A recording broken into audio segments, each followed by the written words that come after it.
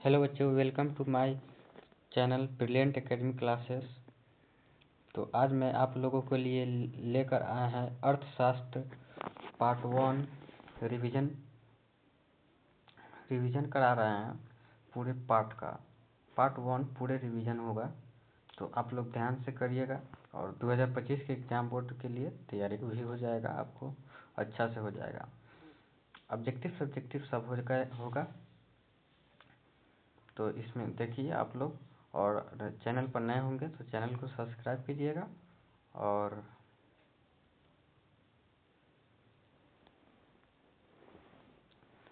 Video को like कीजिएगा। हमारा पहला क्वेश्चन है, सामान्यतः किसी देश का विकास किस आधार पर निर्धारित किया जा सकता है? तो हमारा आंसर हो जाएगा उपरोक्त सभी हो जाएगा, यानी कि प्रति व्यक्ति आय, औसत साक्षरता स्तर, लोगों की स्वास्थ्य स्थिति, यानी कि इसमें से तीनों होगा, तो यानी कि प्रयुक्त सभी हो जाएगा। ऑप्शन नंबर 3 हमारा बोल रहा है, निम्नलिखित पड़ोसी देशों में से मानव विकास के लिहाज से किस देश की स्थिति भारत से बेहतर है? तो हमारा आंसर हो जाएगा श्रीलंका हमारा आंसर हो जाएगा।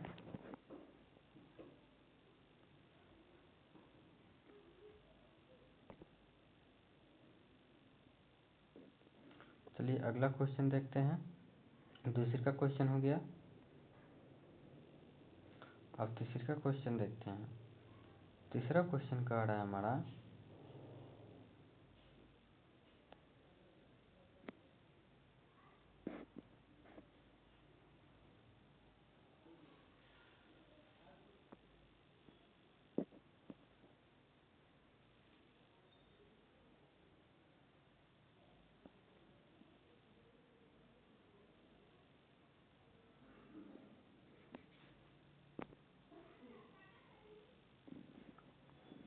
तीसरा क्वेश्चन कह रहा है, मान लीजिए कि एक देश में 4 परिवार हैं। इन परिवारों की प्रति व्यक्ति आय 5,000 है। अगर 3 परिवारों की आय क्रमशः 4,000, 7,000 और 3,000 रुपये हैं, तो चौथे परिवार की आय क्या है? तो इसका आंसर हो जाएगा हमारा ऑप्शन नंबर घ, यानी कि हमारा आंसर हो जाएगा 6,000 रुपये। हमारा चलिए अब आ गया हमारा एगो क्वेश्चन सब्जेक्टिव आ गया। सब्जेक्टिव क्वेश्चन कह रहा है, विश्व बैंक विभिन्न वर्गों का वर्गीकरण करने के लिए किस मापदंड का प्रयोग करता है? इस मापदंड की अगर कोई है तो सीमाएं क्या है?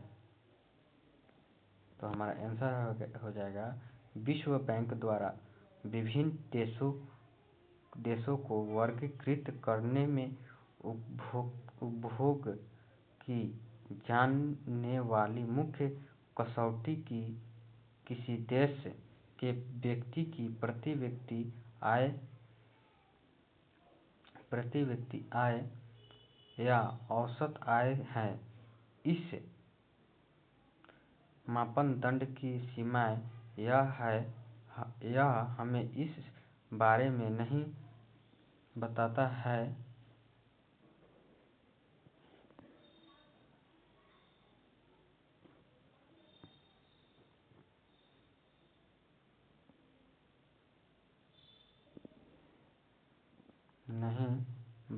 है कि व्यक्ति देशों में लोगों के बीच यह औसत आय कैसे वितरित की जाती है। यह वितरण संबंध में प्रति व्यक्ति आय वाले दो देश बहुत विभिन्न हो सकते हैं। एक पक्के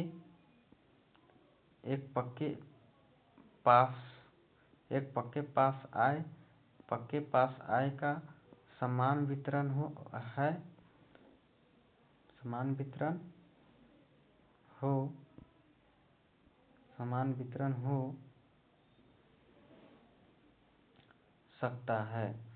सकता है, जबकि दूसरे में अमीर और गरीब के बीच बड़ी असमानताएं हो सकती है। राष्ट्रीय आय वर्गीकरण का अच्छा मापदंड नहीं है। चलिए, हमारा 4 नंबर क्वेश्चन हो गया। अगला क्वेश्चन देखते हैं। तो आप लोग चैनल पर नए होंगे तो चैनल को सब्सक्राइब कीजिएगा, और इसका पीडीएफ अगर आप लोगों को चाहिए तो मैं लास्ट में बता दूंगा, तो लास्ट तक वीडियो जरूर देखिएगा, और लास्ट में मैं बताऊंगा कि आपको इसका पीडीएफ कहाँ से डाउनलोड करना है।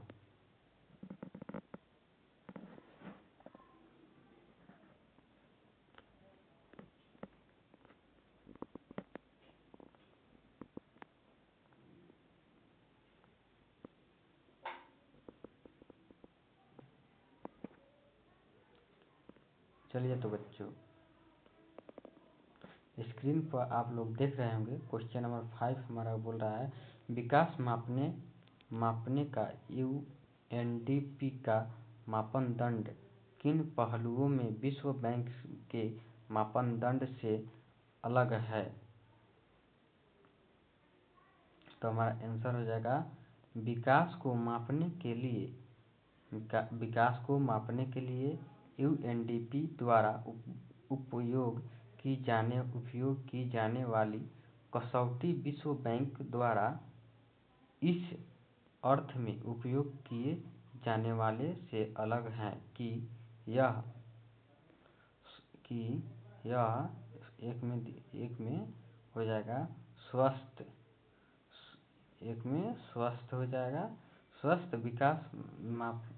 विकास मापने का एक महत्वपूर्ण मापदंड है, जिससे देश के लोगों की औसतन जीवन प्रत्याशा ज्यादा हो उससे ज्यादा विकसित माना जाएगा। दूसरिका में बोल रहा है शिक्षा। दूसरिका में क्या है, हमारा शिक्षा है। शिक्षा में क्या, शिक्षा का डिफिनेशन हो जाएगा, किसी देश के शैक्षिक स्तर को देख के उसके विकास का अंदाजा लगाया जा सकता है। तीसरा में बोल रहा है आय। तीसरा में क्या बोल रहा है, आय। तीसरा में बोल रहा है आय। प्रति व्यक्ति आय का इस्तेमाल करके यह अंदाजा लगाया जा सकता है कि उस देश में जीवन स्तर क्या होगा। अतः यह विकास मापने के लिए एक महत्वपूर्ण मापदंड हो सकता है। यूएनडीपी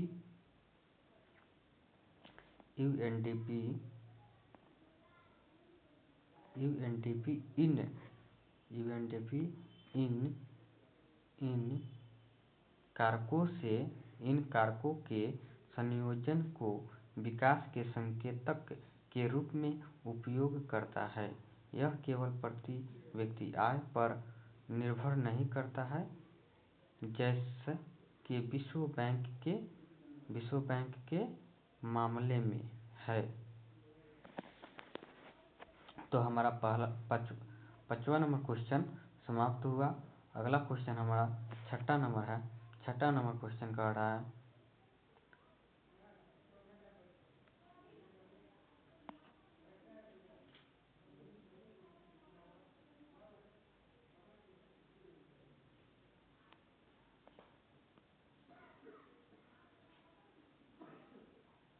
छठा नंबर क्वेश्चन कह रहा है, हम औसत का प्रयोग क्यों करते हैं। छठा नंबर क्वेश्चन कह रहा है, हम औसत का प्रयोग क्यों करते हैं। तो इनके प्रयोग करने की क्या कोई सीमाएं हैं। विकास से जुड़े अपने उदाहरण के देकर स्पष्ट कीजिए। तो हमारा इसका आंसर हो जाएगा, हम औसत का उपयोग करते हैं क्योंकि वे एक ही श्रेणी की अलग अलग मात्रा की तुलना करने के लिए उपयोगी हैं। उदाहरण के लिए, किसी देश की प्रति व्यक्ति आय की गणना करने के लिए औसत का उपयोग करना होगा क्योंकि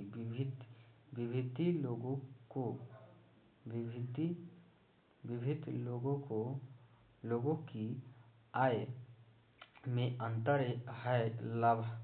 हालांकि औसत के उपयोग की सीमाएं हैं।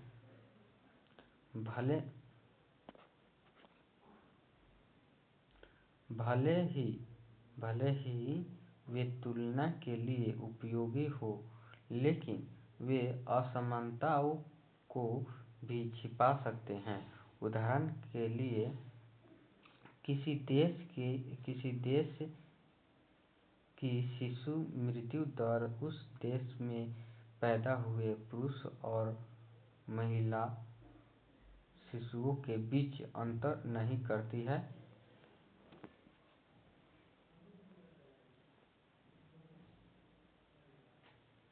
इस तरह का एक औसत हमें इस बारे में कुछ नहीं बताता है कि की उम्र से पहले मरने वाले बच्चों की संख्या ज्यादातर लड़के या लड़कियां हैं।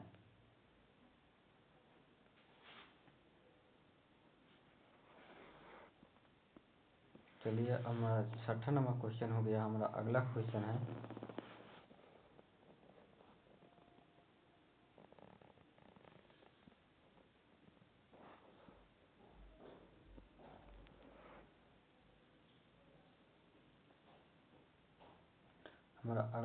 है, प्रति व्यक्ति आय कम होने पर भी केरल का मानव विकास क्रमांक हरियाणा से ऊंचा है। इसलिए प्रति व्यक्ति आय एक उपयोगी मापदंड बिल्कुल नहीं है और राज्यों की तुलना के लिए इसका प्रयोग नहीं करना चाहिए। क्या आप सहमत हैं चर्चा के लिए? तो चलिए बच्चों, हम इसका चर्चा करेंगे। हम लोग तो सहमत है इसकी चर्चा करने के लिए, तो हम लोग इसका चर्चा करते हैं। चर्चा क्या किया जाए? चर्चा में तो चर्चा किया जाएगा। बच्चों, अगर आप लोग चैनल को सब्सक्राइब अभी तक नहीं किए होंगे तो चैनल को सब्सक्राइब कर लीजिएगा और बेल आइकन को दबा लीजिएगा। बेल आइकन को दबाना नहीं भूलिएगा और ऐसा ही आप लोग प्यार दीजिए। चैनल पर नए होंगे तो सब्सक्राइब कर लीजिएगा। और इसका पीडीएफ अगर चाहिए तो हम लास्ट तक देखिए और लास्ट में मैं पीडीएफ के लिए बता दूंगा कि आपको पीडीएफ कहाँ से लेना है। और पूरा में पूरा क्वेश्चन रट जाइए, क्योंकि पूरा में पूरा क्वेश्चन रट जाइएगा तो रिवीजन करा रहे हैं। और क्योंकि पूरा में पूरा क्वेश्चन रट जाइएगा तो 2025 का जो एग्ज़ाम हो रहा है उसमें आप लोग, मैं 100% गारंटी दे रहा हूँ, 95% से कम नहीं लाइएगा। केवल किस चीज़ में? तो सोशल साइंस में 99%, 95% इस तरह का आप लोग का मार्क्स आएगा। तो मैं इसी तरह सभी चैप्टर का वीडियो बनाऊंगा और अगर इसी तरह सभी चैप्टर का वीडियो आप लोग देखना चाहोगे तो चैनल को सब्सक्राइब कर लीजिएगा।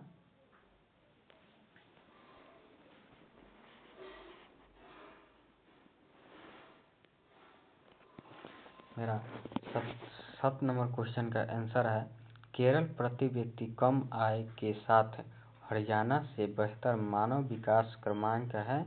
हालांकि यह कहना गलत होगा कि प्रति व्यक्ति आय एक उपयोगी मापदंड नहीं है। प्रति व्यक्ति आय निश्चित रूप से एकमात्र मापदंड नहीं है और इसकी अपनी सीमाएं हैं, लेकिन इसका मतलब यह नहीं है कि यह बिल्कुल उपयोगी नहीं है। इस औसत की कमी का मुकाबला करने के लिए मानव विकास सूचकांक का उपयोग किया जाता है। मानव विकास सूचकांक तुलना के लिए विकास कारकों जैसे स्वास्थ्य, शिक्षा, आय के संयोजन का उपयोग करता है। साथ ही प्रति व्यक्ति आय, राज्यों के मनी इंडेक्स की तुलना के लिए उपयोगी है। इस प्रकार प्रति व्यक्ति आय विकास कारकों में से एक है और इसे दूर नहीं किया जा सकता है। बच्चों, ब्रिलियंट एकेडमिक क्लासेस में आप लोग का स्वागत है और आप लोग चैनल को सब्सक्राइब कीजिएगा।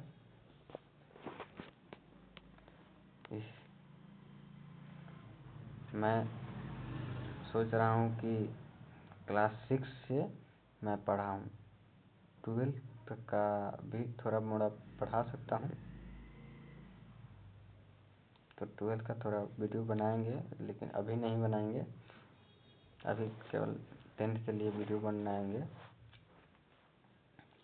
ऐसे 12th को तो एग्ज़ाम हो गया और आप लोग का बच्चा है, तो आप लोग के लिए न बनाएंगे।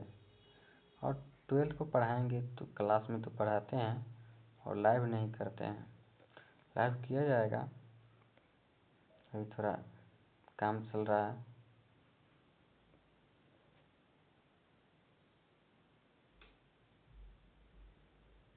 चलिए, तो हम लोग 8 नंबर क्वेश्चन देखते हैं।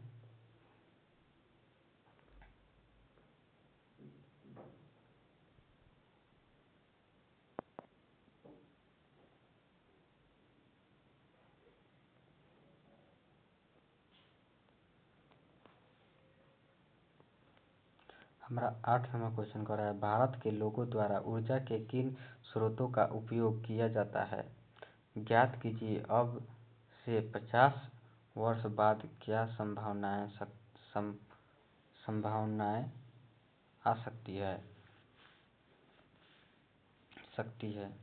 हमारा आंसर हो जाएगा, ऊर्जा के वर्तमान स्रोत जो भारत के लोगों द्वारा उपयोग किए जाते हैं वे बिजली एक में है।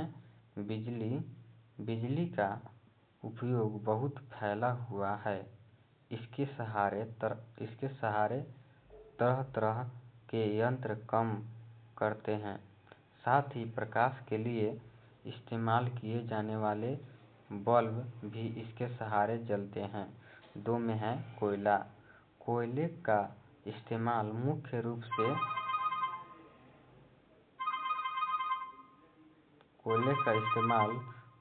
रूप से ईंधन के लिए किया जाता है। कोयले का उपयोग वाष्प इंजन में और उद्योगों में कच्चे माल के रूप में होता है। कच्चा तेल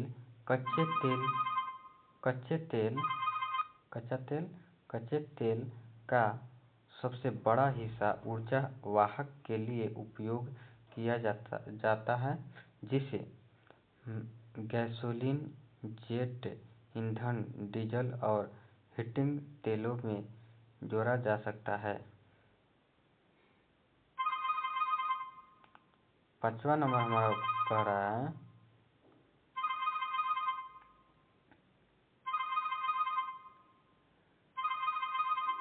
सौर ऊर्जा।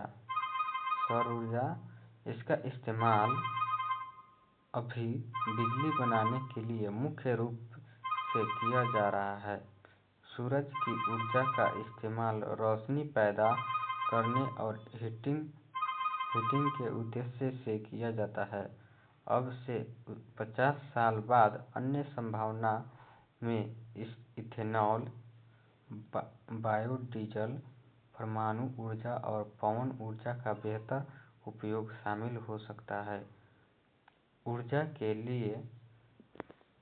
के अनवीकरणीय स्रोत एक बार प्रयोग करने पर समाप्त हो जाते हैं। यदि हमें इन संसाधनों को बचाना है, नवीकरणीय संसाधन का उपयोग बढ़ाना होगा।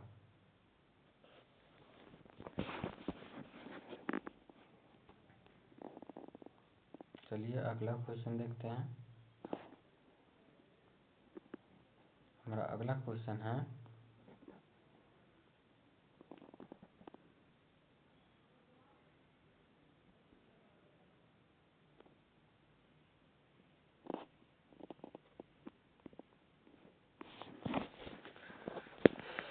हमारा अगला क्वेश्चन 9 नंबर क्वेश्चन है, धारणीयता का विषय विकास के लिए क्यों महत्वपूर्ण है। तो हमारा उत्तर हो जाएगा, विकास के लिए धारणीयता का मुद्दा महत्वपूर्ण है, क्योंकि विकास भविष्य के स्वास्थ्य मिलकर होना चाहिए। यदि प्राकृतिक संसाधनों का रखरखाव नहीं किया जाता है तो एक समय के बाद विकास रुक जाएगा। अनैतिक रूप से संसाधनों का शोषण अंततः उस विकास को पूर्ववत कर देगा जो किसी देश ने हासिल किया हो। ऐसा इसलिए है क्योंकि भविष्य में वे संसाधन आगे की प्रगति के लिए उपलब्ध नहीं होंगे।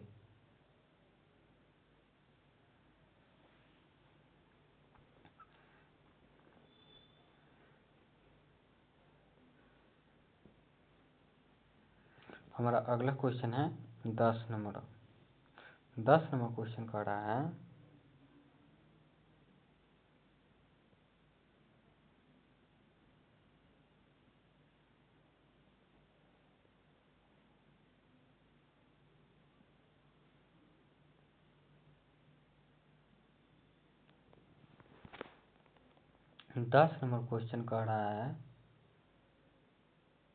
धरती के पास सब लोगों की आवश्यकताओं को पूरा करने के लिए पर्याप्त संसाधन हैं, लेकिन एक भी व्यक्ति के लालच को पूरा करने के लिए पर्याप्त संसाधन नहीं हैं। यह कथन विकास की चर्चा में कैसे प्रासंगिक है, चर्चा कीजिए। तो इसके लिए भी चर्चा करने के लिए बोल रहा है, तो हम लोग चर्चा करते हैं इसका।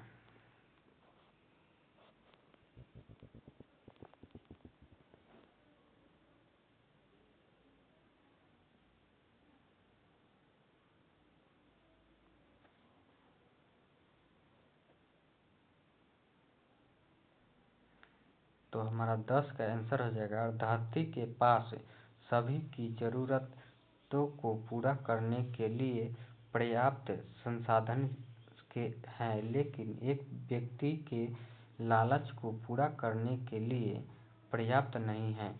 यह कथन विकास की चर्चा के लिए प्रासंगिक है। संसाधन और विकास दोनों हाथ से जाते हैं। विकास की स्थिरता के लिए संसाधन का रखरखाव भी महत्वपूर्ण है। जैसा कि कथन का दावा है, भारत के पास पर्याप्त संसाधन हैं। नवीकरणीय और गैर नवीकरणीय सभी की जरूरतों को पूरा करने के लिए, हालांकि इनका उपयोग पर्यावरण को सुरक्षित और स्वच्छ रखने की दृष्टि से किया जाना चाहिए, ताकि उत्पादन और उपयोग का संतुलन बना रहे और कभी कमी से बचा जा सके।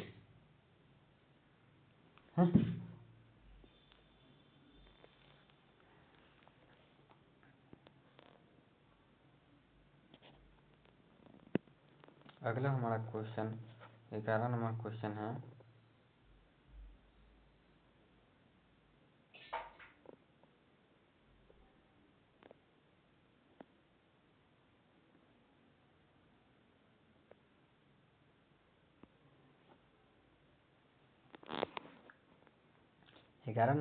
है, पर्यावरण में गिरावट के कुछ ऐसे उदाहरणों की सूची बनाइए जो अपने अपने आसपास देखे हो।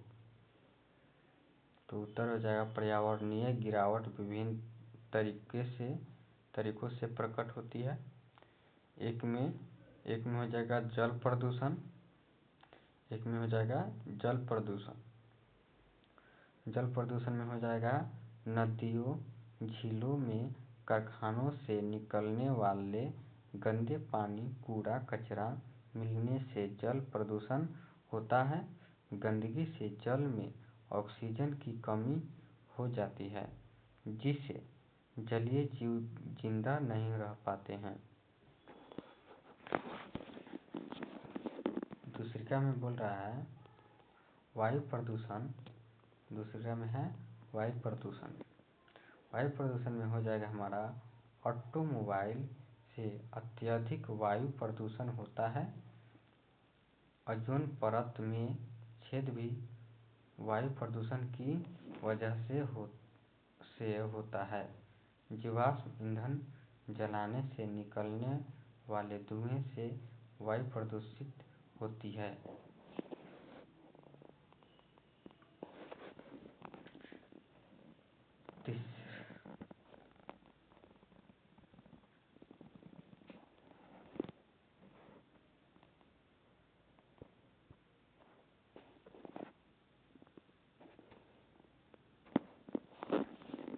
तीसरा नंबर बोल रहा है 11 का पॉइंट नंबर 3 है भूमि प्रदूषण। 11 का पॉइंट 3 है भूमि प्रदूषण। भूमि प्रदूषण में हो जाएगा भूमि पर कचरा फेंकने से मिट्टी का क्षरण है और भूजल का स्तर गिरता है।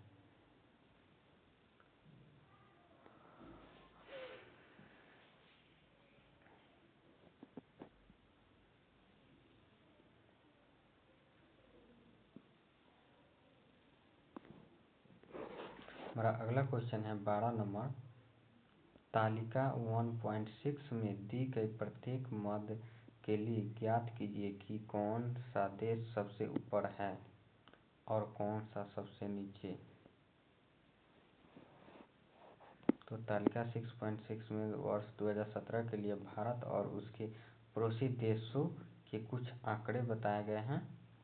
तालिका 1.6 में 2017 के लिए तो हम लोग देखते हैं।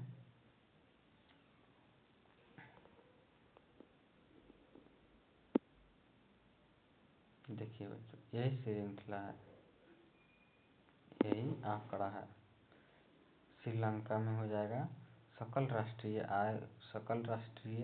आय प्रति व्यक्ति अमेरिकी डॉलर में 2011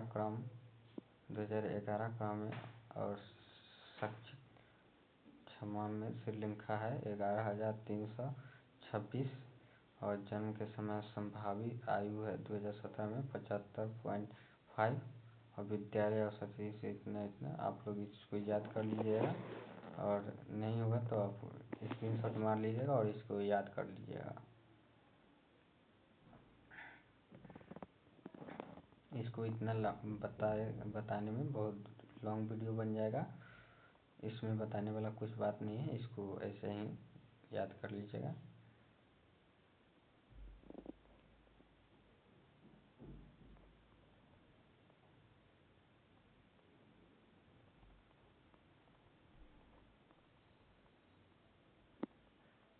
देखिए बच्चों, हमारा यह 13 नंबर क्वेश्चन कर रहा है नीचे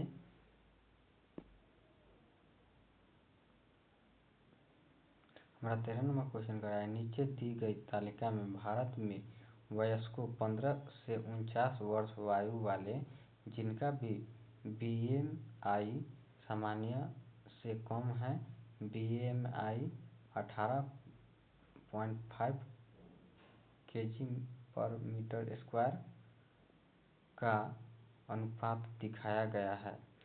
यह वर्ष 2015 से 16 में देश के विभिन्न राज्यों के एक सर्वेक्षण पर आधारित है।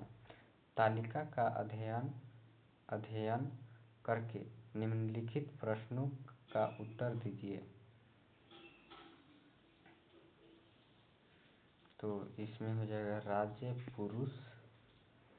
पुरुष महिला। केरल है 8.5% पुरुष और महिला 10। कर्नाटक है 17 और महिला 21। मध्य प्रदेश 28, महिला 28। सभी राज्य मिलाकर पुरुष 20 और महिला 30% है।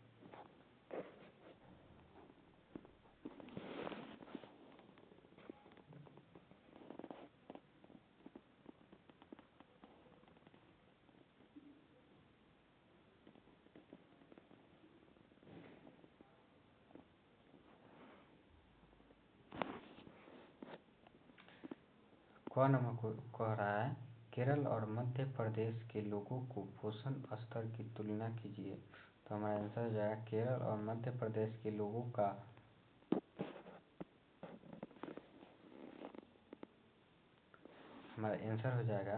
केरल और मध्य प्रदेश के लोगों का पोषण स्तर अलग अलग है, जहां केरल में क्रमशः 8.5 और 10% पुरुष और महिलाएं कमजोर हैं, वहीं मध्य प्रदेश में पुरुष और महिला अल्प पोषण के संबंधित प्रतिशत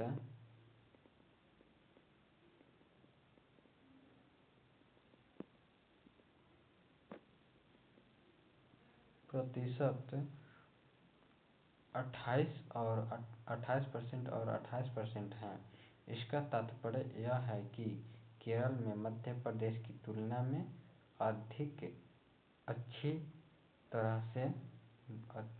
तरह से लोगों का पोषण हुआ है। इसके अलावा मध्य प्रदेश के लिए अल्प पोषण औसत पूरे देश के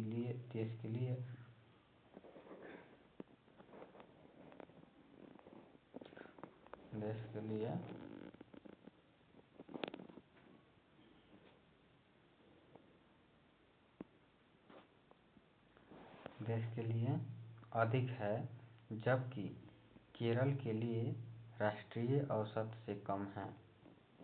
हमारा ख क्वेश्चन कह रहा है, क्या आप अंदाज लगा सकते हैं कि देश में लगभग हर 5 में से एक व्यक्ति अल्पपोषित क्यों है? यद्यपि यह तर्क दिया जाता है कि देश में पर्याप्त खाद्य है। अपने शब्दों में विवरण दीजिए।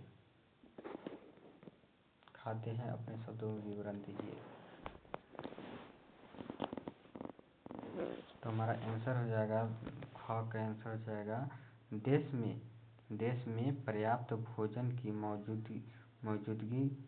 मौजूदगी के बावजूद हर 5वां भारतीय कुपोषित। इसका कारण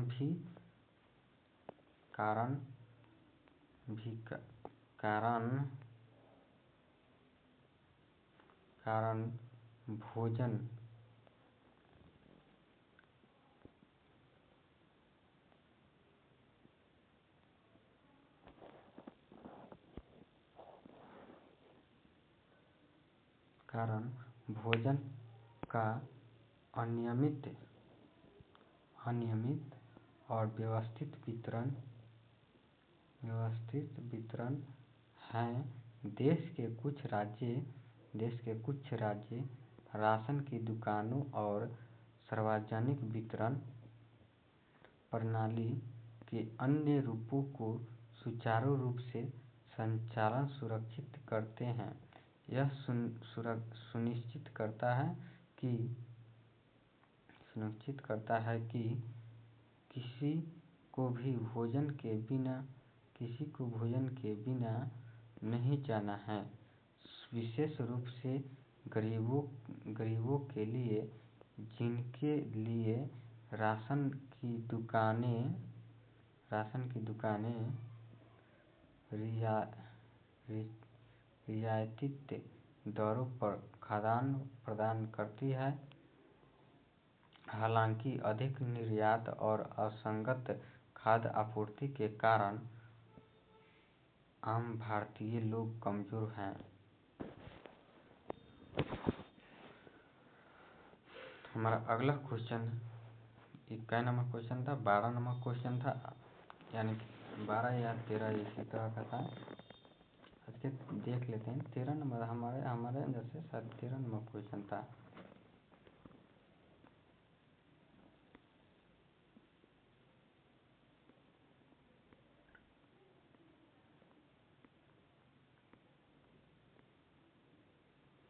चलिए, तो हमारा 13 नंबर क्वेश्चन लास्ट क्वेश्चन था। अगर आप लोग चैनल पर नए होंगे तो चैनल को सब्सक्राइब कीजिएगा और बेल आइकन को दबाना नहीं भूलिएगा। और चैनल को सब्सक्राइब कीजिएगा, तभी तो आप लोगों को इस तरह का वीडियो बनाकर डालेंगे यूट्यूब पर, तो आप लोग के पास नोटिफिकेशन गिरेगा। अगर चैनल को नहीं सब्सक्राइब किए रहिएगा तो नहीं गिरेगा और आप लोग नहीं देख पाइएगा, और एग्ज़ाम हॉल में जाने के बाद में आप लोग पछताइएगा, काश मैं वो चैनल सब्सक्राइब कर लिए होते और उस चैनल का वीडियो सभी देख लिए होते। और आप लोग बताइए कि इस प्रश्न में से कितनी आप लोगों को सही याद है और कितना सही नहीं है, याद नहीं है, कमेंट करके बताइएगा। तो चलिए, थैंक यू, मिलेंगे कल।